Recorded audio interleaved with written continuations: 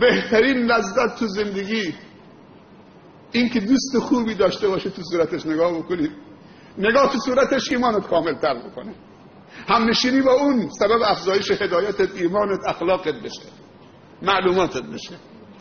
اگه نگاه تو صورت، حتی پیامبرم صلی الله علیه و سلم فرموده، گفته بهترین همسرش که وقتی مرد او رو فرمان داد اطاعت میکنه، نماز 5 وقتش ول نمیشه، روزش ول نمیشه، عبادتش ول نمیشه. پیامبر معرفی کرده بهترین همسر.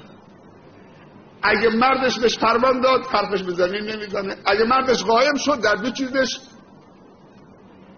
اونو حفظ میکنه، در مالش و فراشش. و اگر نگاه به صورت همسرش کرد آرامش پیدا میکنه، عفتش بالا میره، کامل میشه. دوست مومن هم همینه. اینا رو داشته باشه تو زندگی.